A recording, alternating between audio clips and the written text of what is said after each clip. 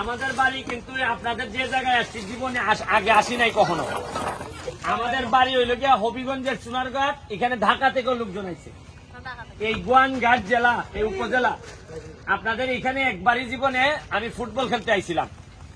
আমার নাম ব্যারিস্টার সুমন। আমি আপনাদের এখানে বন্যা শোনার পরে সারা বাংলাদেশে ভিডিও করে মানুষকে বলছে আপনারা সাহায্য করেন, আমরা সাহায্য নিয়ে যেতে চাই।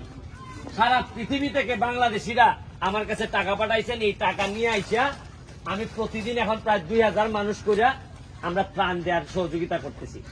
আমরা জানি যে আপনারা ত্রাণ নেওয়ার মতো লোক না, কিন্তু আসলে প্রকৃতি আর সৃষ্টিকর্তা কখন কারে কোন জায়গায় বিপদে ফেলে এটা আমরা কেউ জানি না।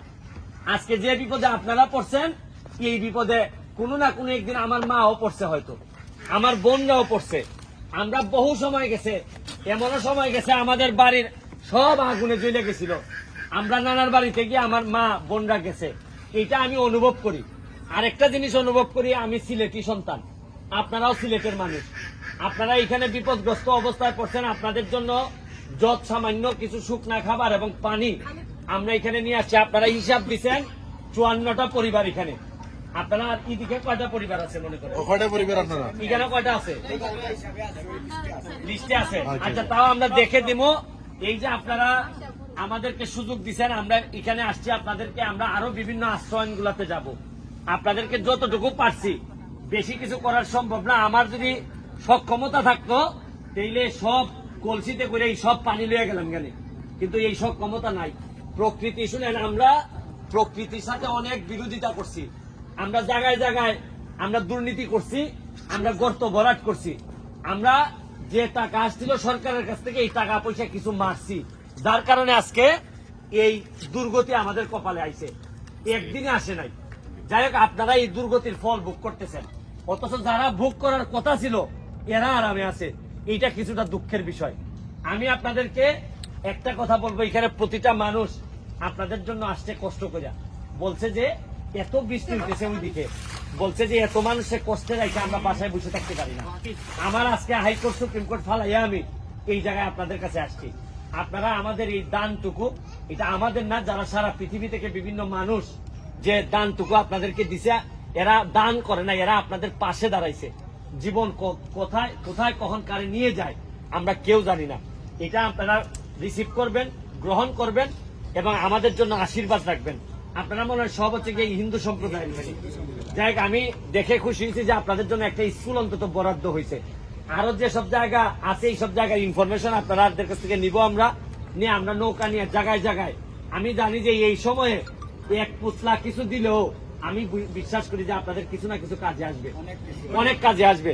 আপনারা আমাদের জন্য আশীর্বাদ রাখবেন, আপনাদের জন্য আশীর্বাদ দিয়ে যাচ্ছি। আর সরকার যথার্থ কাজ করার চেষ্টা করতেছে। আমার বিশ্বাস জননেত্রী শেখ হাসিনা যেভাবে সম্ভব হাজার হাজার টন চাল থেকে শুরু করে বিভিন্ন কিছু দেওয়ার, মানে আর্মি পর্যন্ত নামাই দিচ্ছেন। আর্মিরা এখন উদ্ধার কাজ চালাইতেছে। এর মানে দুর্নীতি হওয়ার সম্ভাবনা অনেক কম। আপনারা নিশ্চিত থাকতে পারেন, এক সপ্তাহের মধ্যে যদি পানি নেমে যায় আপনারা হয়তো বাড়ি ঘরে যেতে পারবেন। এবং আমি এটাও বিশ্বাস করি, বাড়িতে গেলেই যে আপনারা গিয়ে পাবেন কাদা হয়ে গেছে, অনেক কিছু ভাঙাচুরা পাবেন, এইটাও আপনাদের ঠিক করা লাগবে। এইটার ব্যাপারেও আমি সরকারের দৃষ্টি আকর্ষণ করার জন্য, যারা আপনারা বাড়িঘর ক্ষতিগ্রস্ত হয়েছে তাদেরকে কিভাবে পুনর্বাসন করবে, এইটাও আমরা সরকারের কাছে আমরা দাবি জানাবো। এইখানে আমাদের এক আপা, উনি সেই ঢাকা থেকে সাথী আপা আসছেন। উনি আমাদের একজন আওয়ামী লীগ নেত্রী। উনি সিলেটের কথা শুনে দলমত সব ফেলে দিয়ে উনি এখানে মানুষের সেবায় চলে আসছেন।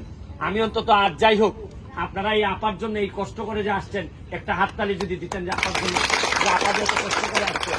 আশা করি যদি জীবনে আমরাও বিপদে পড়ি হবিগঞ্জ থেকে, আপনাদের ছেলে মেয়েরা গিয়ে আমাদের ছেলে মেয়েদেরকে উদ্ধার করবে। এই দাবিটুকু মনুষ্যত্বের দাবি নিয়ে আইছি, মানুষ হিসাবে যে মানুষের যে দাবি, এই দাবি নিয়ে আইছি। এখানে ধর্ম, বর্ণ, গোষ্ঠী এগুলা কিচ্ছু আসে যায় না।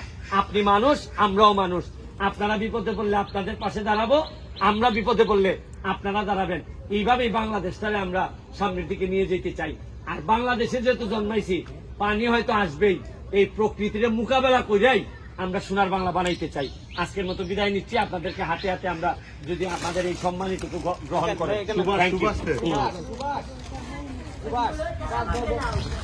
লাইন নিব না। ওদিনে জমিয়ে দিলেন কয়টাই কেন আমরা 54টা টাকা আপনি নিন। 54টা না 108টা বললেন 160টা 160টা, তিনটা, চারটা, পাঁচটা, আপনি এই পাশে আসেন ভাই ঠিক আছে সমস্যা কি আছে চারটা। না দিলে আমিও দিতে পারতেছি না